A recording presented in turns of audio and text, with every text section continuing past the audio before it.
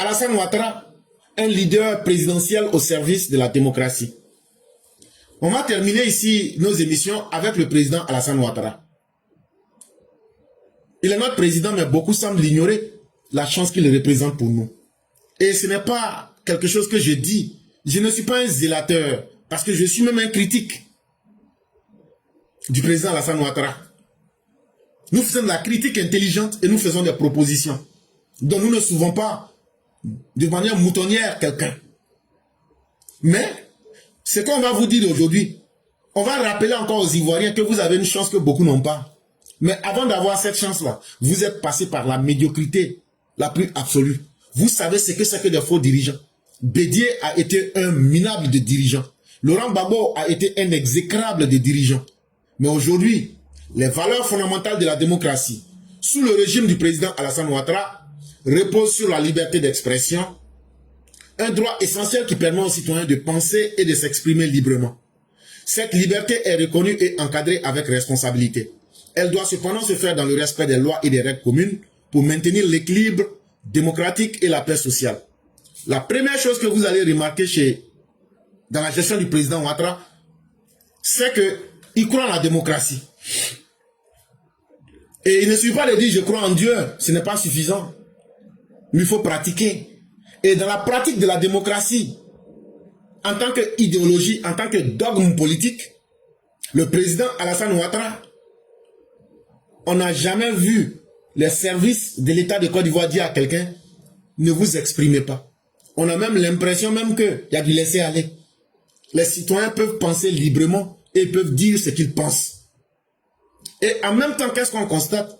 C'est que l'État encadre avec beaucoup de responsabilités, ce qui n'est pas acceptable.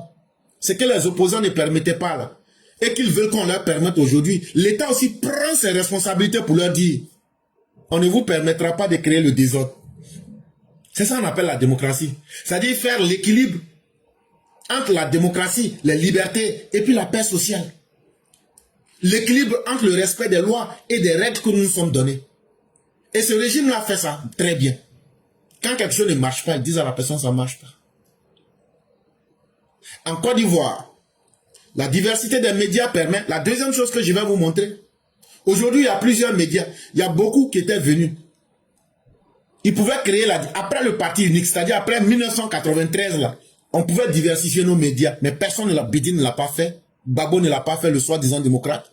Il aurait fallu que ce soit Alassane Ouattara qui soit au pouvoir pour pouvoir le faire. On a assisté à une diversité des médias.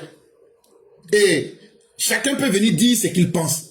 On voit des analyses saugrenues, comme on voit des analyses intelligentes. Aujourd'hui, les plateformes ne sont pas bâillonnées. Chacun dit ce qu'il veut. Le débat public, sur des chaînes de télévision, dans les espaces publics, on crée des séances de réflexion pour que ceux qui veulent débattre de la politique le fassent. En plus de cela, la troisième chose, le gouvernement du président Alassane Ouattara, tant que les manifestations sont pacifiques et que ceux qui veulent manifester ne promettent pas la mort aux Ivoiriens et le chaos pour le pays, ils peuvent sortir, ils insultent. Petit Mossi, rentre chez toi. On s'en va installer Gbagbo. Ça sera la fin du régime Ouattara. Ça, c'est ce que leurs bouches peuvent dire. Oh. Mais un homme, quand tu peux faire quelque chose, là, tu ne parles pas beaucoup. C'est un exemple, je prends cher parents, vous m'excusez. Mais quand tu veux enceinter ta femme là, est-ce que tu fais publicité de ça? Non, toi là, je vais t'enceinter. Oh. Ah, tout le monde venait, je vais l'enceinter. Hey. Tout ce que tu fais, puis c'est sérieux là, tu ne fais pas publicité de ça. Peut-être que ce n'est pas le bel exemple que je devais prendre. Parce que si je dis non, quand tu veux faire coup d'état, tu ne fais pas publicité. On va dire je suis en train d'encourager à faire coup d'état. C'est pourquoi j'ai pris le premier exemple. Mais toujours est-il que je veux dire, ce qui est sérieux pour quelqu'un là, quand il veut faire là, il ne fait pas publicité. Et ils ont dit tout ce qu'ils voulaient. Mais Petit Mossi est toujours calé au pouvoir. Petit Mossi là, c'est du président Ouattara que vous êtes en train de parler. Mais votre propre slogan s'est retourné contre vous. Tellement il y a la liberté d'expression et la liberté de manifester. Petit Mossi est resté au pouvoir. Les parents de Petit Mossi sont fâchés et disent que votre amitié là, que vous avez gâté leur nom dedans. Yopougon n'a pas bougé. Le palais aussi n'a pas bougé. Vous avez marché le 9 août 2025 et le monde continue. Parce que c'est ça aussi la beauté de la démocratie. être d'accord que les autres peuvent penser et peuvent penser différemment de vous. Mais sous d'autres régimes, on n'a jamais promis cela. Cela n'a jamais été accepté que l'autre puisse s'exprimer. Même quand on portait tricot à Alassane Ouattara, c'était la mort assurée. Quand tu vas dans d'autres pays africains et que tu regardes la Côte d'Ivoire aujourd'hui, tu te rends compte que la Côte d'Ivoire est en train d'avancer en termes d'expression citoyenne, en termes de politique et d'ouverture. La Côte d'Ivoire est en train d'avancer sans crainte. Tu peux dire ce que tu veux. Ce que tu dis, tu as aussi la responsabilité d'en être celui qui va porter le poids. Parce que l'État ne peut pas aller nous ouvrir nos bouches pour nous mettre des mots dans la bouche. La démocratie en Côte d'Ivoire repose sur des institutions solides, une presse libre, une société politique active. Une démocratie véritable respecte la vie et l'intégrité physique de chaque citoyen. Bon, aujourd'hui, là, comparé à d'autres temps, est-ce qu'aujourd'hui les institutions en Côte d'Ivoire ne fonctionnent pas? Les institutions fonctionnent tellement qu'on le rappelle à nos opposants. Si vous avez un problème, chaque institution fonctionne tellement bien, allez là-bas. Mais eux-mêmes ne veulent pas aller là-bas. Parce qu'à leur temps, eux-mêmes, là, ils ne faisaient pas fonctionner les institutions. Et donc, tout les surprend. Et ils sont choqués par aujourd'hui la cohérence du gouvernement qui est en place. Depuis que le président Ouattara est là, on n'a jamais vu un journaliste qui a perdu sa vie. On n'a jamais vu un homme politique qui a perdu sa vie. C'est ça la dynamique d'une société politique active. Et ça, il faut être capable de le dire. Maintenant, tout ce qu'on est en train de vous dire là, regardez autour de vous. Et regardez ceux qui disent qu'ils vont venir vous diriger là. Est-ce qu'eux, ils acceptaient tout ça? Est-ce qu'eux, ils acceptaient de garantir la vie, l'intégrité physique et la dignité du citoyen lambda? Eux, ils avaient divisé les citoyens. Eux, leur plaisir, c'était de créer les conditions. C'est vous qui êtes les fils du pays. Vous êtes les étrangers. Vous êtes les autochtones. Vous êtes les allochtones. Donc là, créer la division. Si vous voyez que tout ça aujourd'hui, ça arrive, c'est parce qu'il y a un homme qui sait faire son travail. Il s'appelle Alassane Ouattara avec son équipe. Sinon, l'histoire de la Côte d'Ivoire nous montre les épisodes des plus sanglants, des crimes qui étaient commis par les hommes même qui étaient à la tête de l'État, comme le charné de Yopougon, comme le charné de Guitranzon, comme le charné de Monokozoï, comme le viol des femmes à l'école de gendarmerie, comme l'assassinat de cette femme d'Abobo, comme le meurtre crapuleux et indigne et lâche de notre père Théé Émile, comme l'assassinat de notre père Yéréfé Camara, et bien d'autres. La Côte d'Ivoire vient de loin. Et la Côte d'Ivoire est aujourd'hui dirigée par des personnes responsables. Et c'est ça qu'on appelle la démocratie. Être capable de faire respecter l'humain dans sa dignité, mais surtout dans son maintien dans la vie. Même si tu n'as rien à offrir à quelqu'un, mais que tu lui laisses sa vie et que tu respectes sa dignité, c'est déjà beaucoup. Mais depuis le 11 avril 2011, que le président Ouattara a pris le pays, la liberté d'expression, le maintien de la dignité humaine, ce sont des choses qui sont là aujourd'hui. Les répressions barbares, sauvages, que les autres régimes avant lui ont fait, c'est devenu un souvenir. À tel point que la nouvelle génération aujourd'hui ne s'en souvient pas. Et tellement les choses sont devenues intéressantes, les gens ont oublié leur passé. Et les gens aujourd'hui sont tombés amoureux des malfaiteurs d'hier. Et ça, c'est un danger. On retombe dans la novlangue. On retombe dans le déluge de Noé. Où on nous dit tout avait été balayé sur la terre. Mais ce n'est pas vrai. Peut-être qu'un jour, je vais expliquer ça.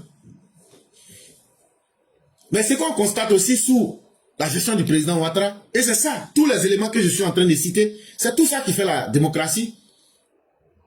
C'est la séparation des pouvoirs. Les opposants disent à Ouattara, il faut prendre des décisions pour saboter les décisions des juges. Il dit non, moi les Ivoiriens m'ont lu en tant que président. Moi je n'ai pas fait école pour devenir juge. Si vous avez des problèmes, Laurent Gbagbo, il faut aller vers les juges. Comme toi-même tu es garçon, et puis moi j'ai peur de toi là. Toi-même va vers les juges là. Toi qui effraies tout le monde là. Il faut aller vers les juges, tu vas les effrayer. Mais moi je ne vais pas faire ça à ta place. Parce que comme toi-même, Laurent Gbagbo, tu disais, moi, Ouattara, je ne suis pas juge. Donc là, Les pouvoirs sont séparés. Il faut aller, si tu cries sur les juges là qui mettent ton nom là, c'est bon. Mais moi, je ne vais pas faire ça à ta place. Tu es un grand garçon. Tu sais pourquoi tu as commis des crimes. Et tu sais aussi où aller pour enlever ça. C'est vrai que la justice n'est pas des plus parfaites. Encore moins même la démocratie elle-même que nous pratiquons. Mais au moins, il y a des avancées qui sont en train de se faire. Nous, on a certains de nos prisonniers, RDR, RHDP en prison. Donc, les opposants ne peuvent pas venir dire aujourd'hui que c'est eux qui sont en prison. Actuellement, je vous parle. Pour ce que je sais, on a au moins 2 de nos militants qui sont en prison actuellement.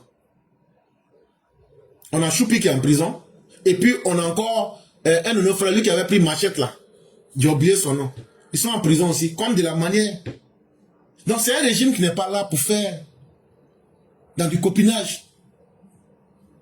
C'est un régime qui est là pour enseigner. Et ça gêne beaucoup ceux qui n'ont pas été capables de faire cela, de respecter les citoyens dans leur dignité absolue. Mais la Côte d'Ivoire est entourée par des régimes putschistes militaires, où les opposants sont persécutés, où les partis politiques ont été interdits. Est-ce que ce n'est pas beau? Est-ce que ces pays-là, aujourd'hui, les opposants ne se disent pas, nous aurions préféré être en Côte d'Ivoire, où les lois sont respectées, où les droits humains sont respectés? C'est cela aussi que vous, les Ivoiriens, vous devez voir.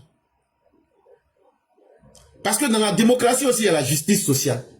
Et dans cette démocratie que nous pratiquons aujourd'hui sous l'ère Ouattara, je suis en train de vous montrer les différents compartiments. Maintenant, peut-être que je mens ou je suis dans des affabulations.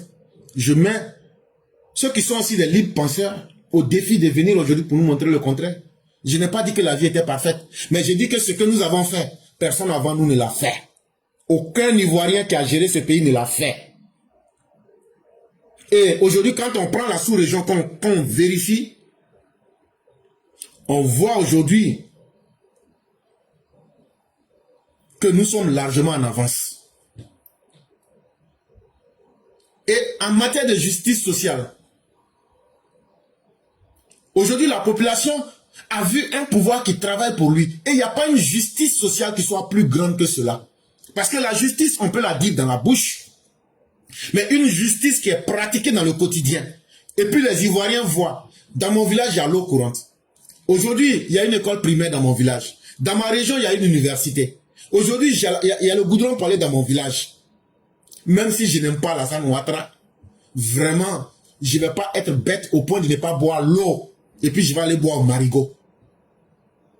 Je ne vais pas dire comme c'est Ouattara qui a construit là, je vais pas mettre mon enfant dedans. Et c'est ça qu'on appelle la justice sociale. L'augmentation des salaires. Tous ceux qui l'ont précédé n'ont jamais pu augmenter les salaires. Mais lui, il a pu le faire. Il y a des logements qui ont été construits pour les plus vulnérables. C'est ça qu'on appelle une politique de solidarité. À partir de janvier 2026, on va augmenter 13e mois pour les fonctionnaires. Et les retraités, eux, ils auront une augmentation. Chacun se sent inclus. La richesse qui est créée est partagée. Maintenant, si toi, tu aimes tes 10 doigts, que tu n'aimes pas travailler, et puis tu veux bouffer facilement, là, toi, tu vas souffrir d'elle. Parce que, qui aime le paresseux? Moi, je ne sais même pas comment un homme même, avec le monde qui est doux comme ça, il faut aller travailler, tu vas goûter un peu la vie. Non, d'être s'asseye. Comment toi, tu peux être maudit? C'est quelqu'un qui doit aller travailler. Lui, il va prendre 1000 francs, toi, te donner. Et puis toi, tu dis merci, et puis tu vis comme ça. Toi-même, tu ne peux pas aller chercher 10 000 pour bien vivre ta vie comme tu l'entends. Mais comme certains ont sacrifié leur avenir, en tout cas, Gbagbo ne va plus venir au pouvoir. Chaka aussi ne va pas venir au pouvoir. Votre Soro Guillaume là, même si tu lui donnes tout le ciel et la terre là, il évite la Côte d'Ivoire comme de la manière on évite Corona ou la peste noire. Que Soro Guillaume en Côte d'Ivoire. C'est que c'est mal connaître la Côte d'Ivoire. C'est Côte d'Ivoire de vos bouches. Même si tu payes Soro Guillaume là, tu lui donnes tout l'or du monde là, il faut rentrer en Côte d'Ivoire, il va dire rentre pas.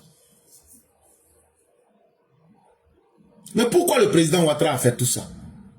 Parce que le président Ouattara a vécu aux États-Unis. Tu n'as pas remarqué si tu as un parent qui est aux États-Unis, Au début, quand il est venu, il était gentil, il pensait à vous, il vous appelait, quand vous l'appelez. Mais si vous avez bien remarqué, Maman Sali que vous voyez là, et puis Éclaireur là, le sorcier Fantomas là, et puis tous nos parents qui sont aux États-Unis là, vous n'avez pas remarqué qu'ils ont un mauvais comportement? Quand ils les appellent là, ils ne prennent pas ton téléphone. Quand ils les appellent là, ils ne répondent pas. Mais c'est plus tard, quelques jours ou bien quelques heures après qu'ils te rappellent. Ça ne vous paraît pas bizarre? Au village là-bas, on a fait une réunion, on dit, ils ont changé, hein, ils ont changé, ils sont devenus mauvais.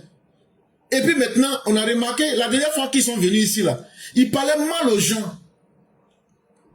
C'est-à-dire que c'est qu'on doit dire doucement là. Eux, ils disent ça comme ça, un coup, bah, et puis ils passent. Mon frère, attends, je vais te dire la vérité. On dit, si tu es un berger là, si tu ne connais pas le nombre du bétail que tu as là, tu dois connaître au moins les raccourcis. L'Amérique là, c'est comme moule.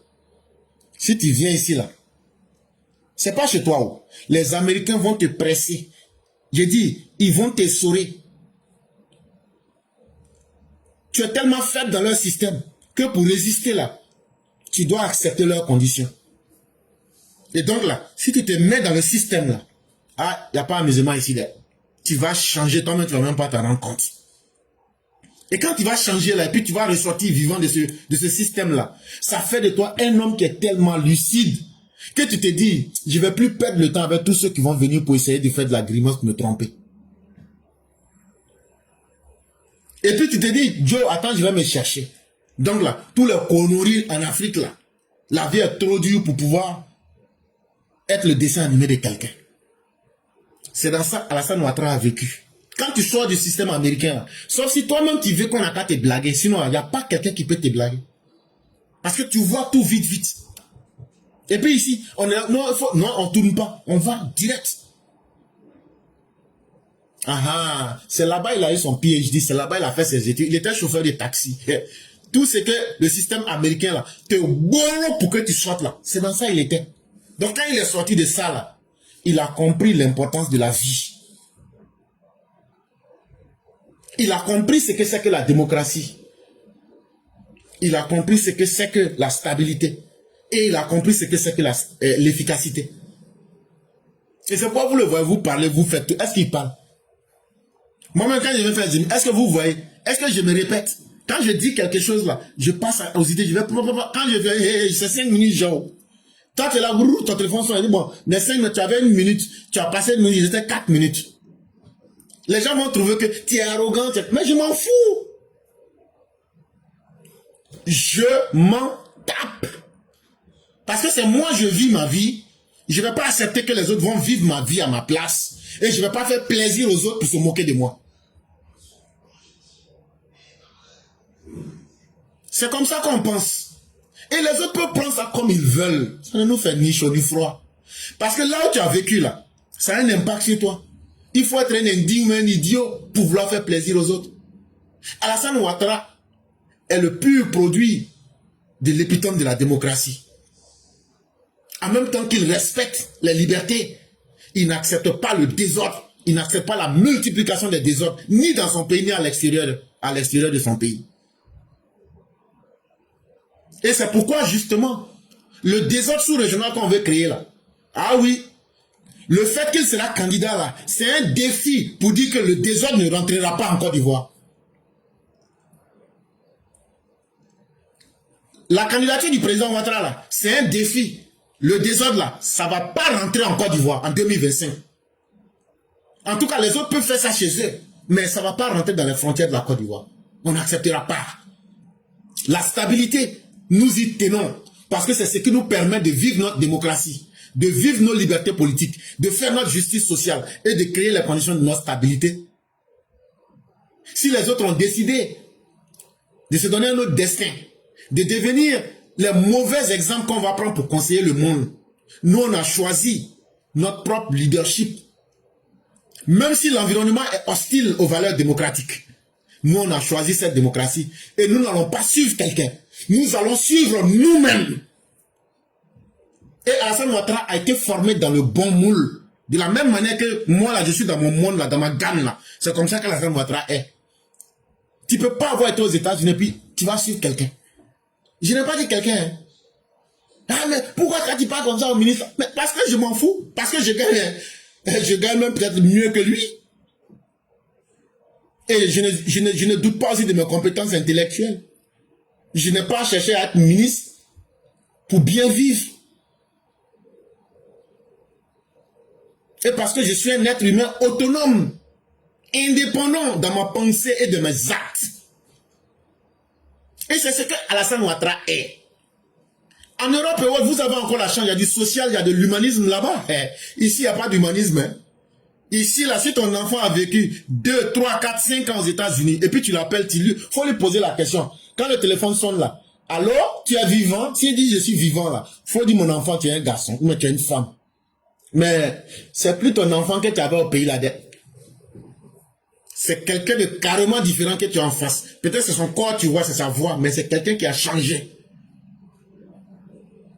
C'est dans ça qu'Alassane Ouattara a vécu, il a roulé taxi. Il allait chercher diplôme. Et puis il est devenu jusqu'à président en Côte d'Ivoire. Et puis lui, il va aller suivre des idiots qui ont fait coup d'État. Des petits malades qui ne savent même pas quand ils vont dans la douche, ils ne savent même pas comment s'essuyer parce qu'ils ont porté un treillis toujours sale. C'est eux que Alassane Ouattara va aller suivre. Quelle honte, quel malheur. Soyez un peu sérieux quand même. C'est des minables comme Soro Guillaume qui vont... Non. Si Soro Guillaume ou bien les opposants actuels succèdent à Ouattara, mais nous autres là, on va fermer. C'est que nous on a tout échoué dans la vie. C'est aussi ça qu'il faut qu'on dise. Avec tout le travail qui a été fait, les minables vont venir s'amuser pour que le pays soit à la merci des minables. Non, nous n'allons pas permettre cela. Si c'est la guerre que vous voulez, apportez-nous la guerre. On est prêt pour cela. Et on n'aura pas peur de nous engager dans la voie que nous avons adoptée. C'est-à-dire défendre nos intérêts avec les valeurs de la démocratie. On va faire respecter les citoyens. Et on va faire respecter chez nous en Côte d'Ivoire le vote des citoyens. Si dans les autres pays, eux, ils ont interdit aux gens de voter, de réfléchir. En Côte d'Ivoire, nous, on va laisser nos citoyens réfléchir et voter. Là où les opposants disent qu'il ne faut pas voter comme au Mali, au Sénégal, au Burkina Faso, chez nous, on votera. Donc les gens peuvent tomber dans leur querelle stérile. Les gens peuvent dire ce qu'ils veulent. Ouattara, lui, dirige dans l'essentiel. Il va à l'essentiel pour diriger le pays. Et il enseigne aujourd'hui ce que c'est que faire la politique. Il enseigne aujourd'hui ce que c'est que la démocratie dans un environnement où tout est foutu en l'air. Où aujourd'hui c'est la promotion de la violence, c'est la promotion de l'ignorance qui est faite. Aujourd'hui, lui dit, moi j'enseigne des valeurs, tôt ou tard les gens vont revenir à mon école. À travers son pragmatisme, le président Alassane Ouattara nous rappelle que la démocratie ivoirienne, bien qu'encore perfectible, constitue un modèle de référence. Elle démontre à rebours des débâcles politiques ambiants qu'en Afrique de l'Ouest, un leadership éclairé peut durablement conjuguer stabilité, liberté et progrès. Donc ça veut dire que, au-delà de tout ce que les uns et les autres pensent, Alassane Ouattara demeure aujourd'hui comme une alternative. En Guinée, c'est le désordre. Au Mali, c'est le désordre. Au Burkina Faso, c'est le désordre. Au Niger, c'est le désordre. Au Libéria, on est un peu clopin-clopin. Mais si nous devons être, on dit qu'une règle ne vaut que par l'exception. Et bizarrement, si nous sommes l'exception positive qui démontre qu'un leadership éclairé, basé sur la stabilité, la liberté et le progrès sont les choses valables, ça veut dire que au moins là maintenant cette exception positive. Pour l'ensemble de son œuvre, la solidarité de ses choix et l'empreinte profondément transformatrice de sa gouvernance, le président Ouattara apparaît comme le candidat idéal qu'il nous faut pour les élections présidentielles de 2025. Donc avec tout ce que je viens de vous dire, que vous n'aviez pas avant, et puis quand vous regardez aujourd'hui les autres pays, avec tout ce qu'ils n'ont pas, le choix de Alassane Ouattara, là, nous on fait ça très vite. Nous, on préfère et on aime ce qu'on est dedans là. On aime ça comme ça. Parce que ça marche. Dans un contexte aujourd'hui mondial et international où tout peut balancer d'un côté ou de l'autre, Alassane aujourd'hui, il incarne la stabilité, la tranquillité. Et donc là, il n'y a pas de honte à continuer. Avec un gouvernement qui est le symbole même de la force tranquille, d'un État qui marche et qui donne des résultats. C'est pourquoi vous allez parler de 4e mandat, 1000e mandat. Tant que sous l'autorité éclairée d'Alassane Ouattara a de puissance et sa puissance qui ne fait que monter en maturité. Ça là, d'ailleurs même s'il finit ça là, on va changer encore constitution. S'il finit le mandat là, ça là, 2025, 2030 là, on va voir encore si on peut changer constitution. Et puis on va voir ce que vous pouvez faire après. Et après là, on va faire le bilan. En 2030 là, on va faire le bilan avec vos amis de l'AES. Eux n'ont qu'à rester dans ce qu'ils sont. Mais quand à l'heure du bilan, on va voir qui est où. Et qui a pu faire quoi. Parce que c'est sur ça que les gens vont juger.